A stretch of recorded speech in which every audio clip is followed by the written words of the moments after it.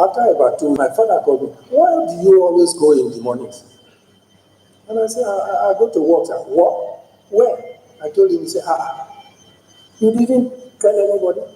I said, at the end of the month, I was prepared to come and tell you, sir. And I did at the end of the month by taking my first salary to him. This is how children grow up. Children are taught at home to live a life which they will live when they leave school.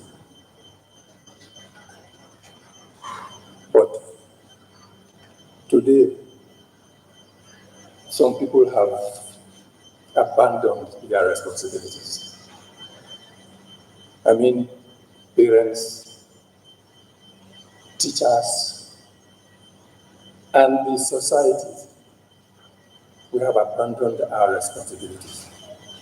Let us try and do something about it. That's what occurred to me when I was asked to come and talk here. I didn't know I was going to talk. I would have written something to come and read to you.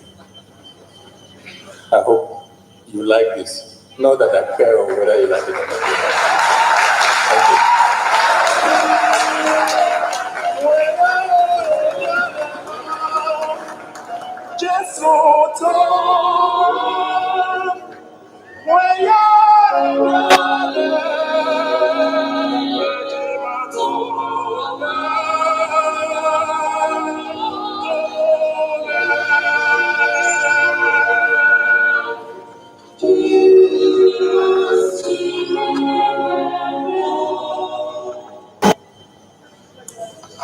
A round of applause for our Father. Thank you very much for feeding us from your wealth of wisdom. Truth is bitter, sir, and we have taken it, and it will be useful to us. Without further delay, with these distinguished ladies and gentlemen, it's my pleasure to invite the keynote speaker for today to please stand up and step forward on the platform while I invite Bishop Obarisi Abon, a member of faculty of the College of Pharmacy, to present his citation. Thank you very much.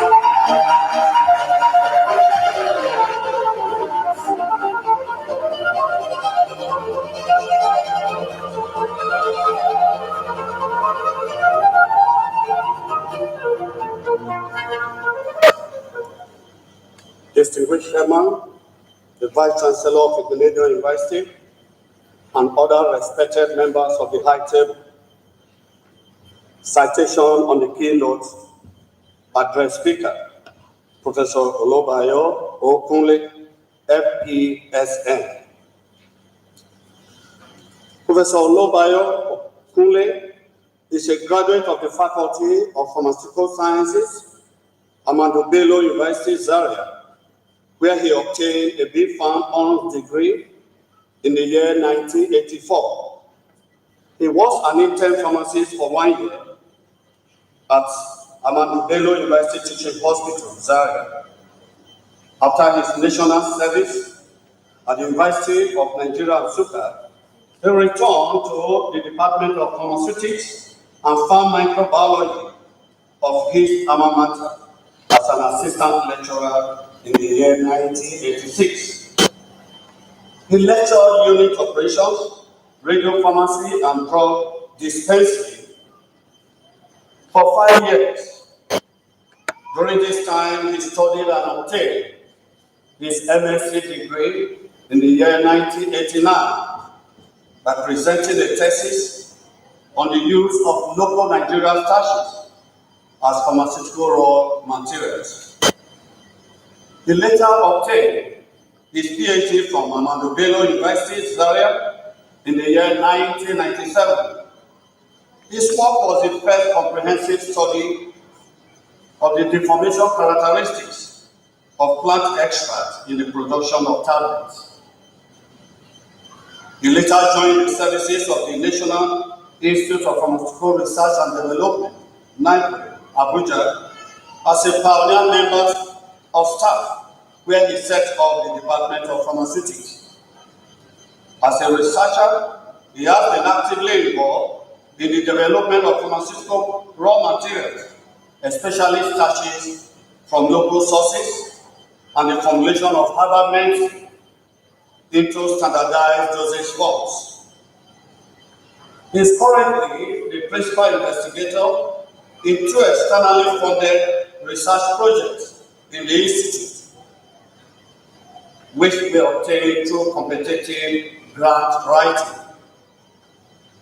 He has published 68 papers in peer-reviewed scientific journals and presented a number of papers at both local and international conferences. He is an authority in the development of pharmaceutical grade starch from local starches. He is the managing editor of the Institute Journal, JOPAT, in addition to which he is a reviewer of a number of journals. He coordinated the studies of natrisan, that is nicosan, a phytomedicine for the management of sickle cell, from laboratory studies to clinical trials. He was responsible as project coordinator for ensuring the smooth scale-up of the production of nicosan to commercial scale. This product was licensed to an international pharmaceutical company, ZM Incorporated USA, for production and marketing, making it the most successful innovation of the institute to date. This was the first time a medicinal product was completely developed from research to commercial stage in the country. Ladies and gentlemen, our keynote address speaker was the production manager of NIPCO Pharmaceuticals Limited, a drug manufacturing company owned by Nike for 5 years. He has received a number of national and international grants. He is presently a professor and was the active Director General of the National Institute of Pharmaceutical Research and Development, NIPRI, Abuja. He has represented the Institute at a number of local and international meetings. He was a member of the Ministerial Committee to review the draft guidelines for drug distribution in Nigeria. This committee was established by the Minister of Health to review the work of an earlier committee set up to design and guide the establishment of an effective drug distribution system to replace the present chaotic drug distribution system in the country.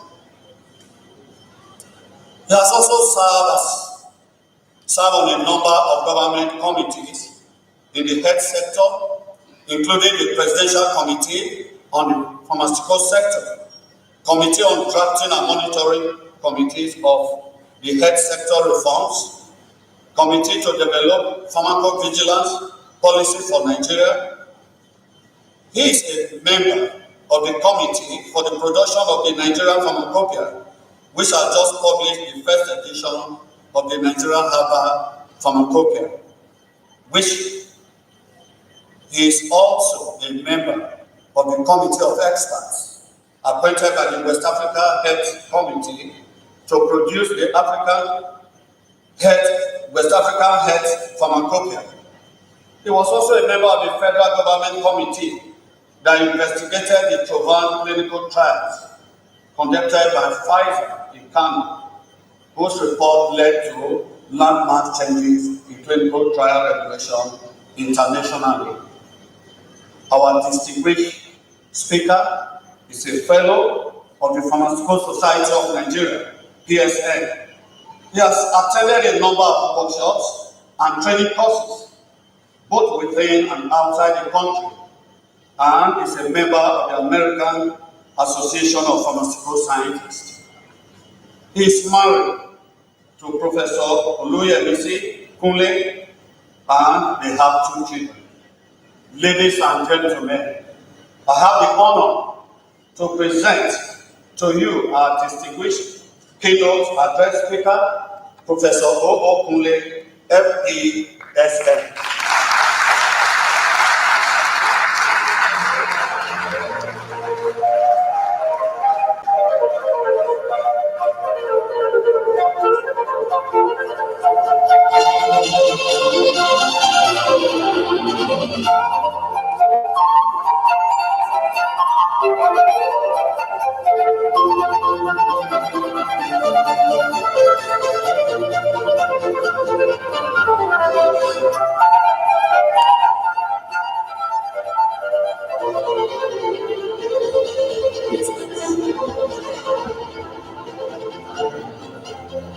The Vice Chancellor, represented here by the Deputy Vice Chancellor, who is also the chairman of the occasion, the Registrar of the Pharmacists Council of Nigeria, Pharmacist N.A. Mohammed FPSN, all principal officers of the Grenadian University Okada, the Yase of Benin Kingdom, Chief Sam Igwe, whom I've just been told is going to be 90 years this year.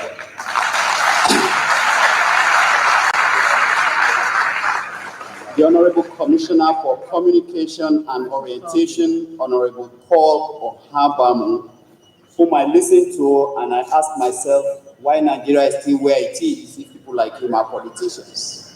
The provost and all deans of colleges, all members of the University Senate, parents and guardians of inductees. I mention this with a lot of feeling, knowing exactly how it feels.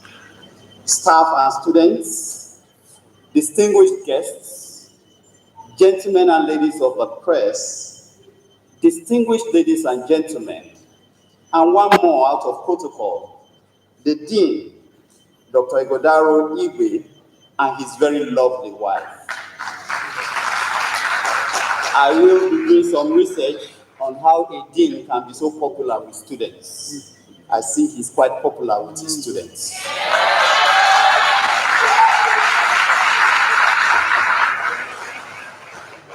It is a great pleasure for me to be here this afternoon, having been invited by the dean whom I'm meeting only for the second time. I'm particularly honored to be invited. It's also humbling to have been introduced so lavishly in front of some people on whose shoulders I and my contemporaries stood in my area of research. People like Professor Sezobo will refer to their work generously many years ago. Of course, there are quite a number of distinguished professors here who belong to that category. I have a tough job this afternoon because talking is not a problem. But then when you have to talk at an occasion like this, you are caught in between because it is like talking at a wedding. You have a lot to say, but the people you are talking to would rather be somewhere else. So I do appreciate that these beautiful, wonderful people who are garbed in a very nice color would rather we are done with this in no time. Well, be assured that I will remember that and I will try as much as possible to keep within the time I have been allotted. It's about 30 minutes. And given the fact that a number of those who have made comments have touched on some issues, I will then be free to focus purely on the more professional issues at stake. Are we getting there? Okay. Well, while the slides are being prepared for projection, I will go on with my presentation so that we save time. The first thing is, who is a pharmacist? We've said that you want to operate, how do you operate in a challenging environment? Who is a pharmacist? I'm sure these graduates are enjoying the fact that for the first time in a very long time, a professor can ask a question and they don't have to answer. I'm sure you're happy about that. And you also know there will be no tests, so I have to answer myself. Of course, if you think back to your training, you will know who a pharmacist is. It is defined as someone who has undergone training in the different areas you have undergone training: pharmaceutics, pharmacology, law and ethics, name it all. So, you have undergone the training required to be a pharmacist. But sometimes I like to amuse myself by, in the past 2 days, online, the big thing has been the 10-year challenge. So for you, if I say you should do the 5-year challenge, many of you have spent about 5 years here. Who are you when you came in here? I hazard to say, with my experience with several sets of students, you're very brilliant people. That's why you are admitted to read pharmacy in a very serious school like this. You are serious-minded, and you're also diligent. I'm sure your colleagues in primary school, secondary school are not surprised that you are where you are today. You also have an inquisitive mind. You wanted to know these white things that they give to people in the hospital. They swallow it, they come back home, and they are better. What's the magic? How does it happen? A number of you wanted to get the answers to those questions. So what happened in the past 3, 4 years, 5 years? You came in here, and if you remember, my area of specialization is tableting. So I tend to think in terms of tablets. So if you remember, you came in here, and you were like granules or powder put in that dye.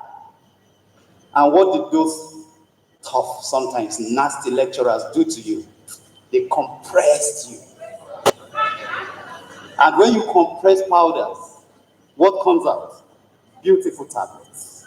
And that is why you look the way you look today, thanks to those people. Well done. Interestingly, as you well know, not all materials can be compressed and you get tablets. You know you can compress sand, but the probability is that you are not going to get tablets. Some materials are very bad. They may make tablets, like paracetamol, and after you are done, you go away and come back. Poof, it has scattered. So both the compressor and the compressees have done very well. Well done. Of course, you have done all the exams, friability tests, hardness. You've been subjected to all kinds of exams here. I call them quality control tests. And your lecturers today say that you are ready to be released for public consumption. Congratulations. Now, what does that mean? It means that you are equipped to exercise independent professional judgments. Once the registrar has given you that license today, another 1 year of internship, and by the time you go for NYC, you are a pharmacist. Some of you will be the only pharmacist in a given environment. So you are equipped to exercise independent professional judgment based on the application of the sound principles that you have been taught. Some of you immediately after NYC will start manufacturing. You can manufacture. Can you imagine that? Just 6 years ago, you did not know what tablets were. You did not know what the white substance was. But now, in another 1-2 years, you will be able to actually manufacture drugs that people will take confident.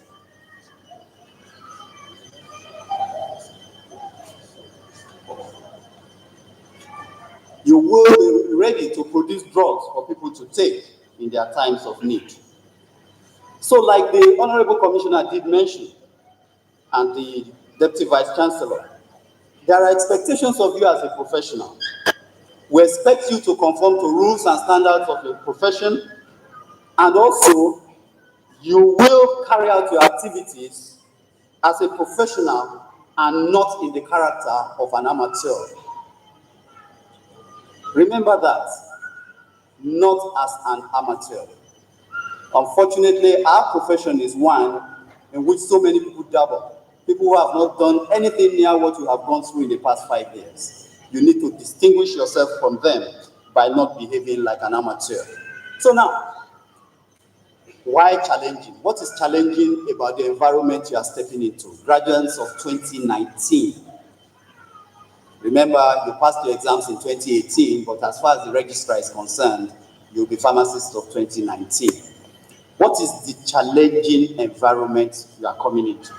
Okay, I realize I now have power in my hands. You are coming into a country with a very large population. It has the 7th largest population in the world. And believe me, that is no joke. It is growing, and we are going to go to the 5th by 2025, and we are thought that in 2050, this country will be the 4th largest in the world. Remember, we already have 2 countries that are in the billion category, and we are saying after those 2, we are already going to be just the 2nd. I'll give you an indication of what that means for you. Many years ago, I was in India, and I was reading a newspaper. It was entrance exam into, I think, a university. You know what the cutoff point was? 100%. And why? Because of the population. Over 1 billion people want something, you've got to be exceptional to get it.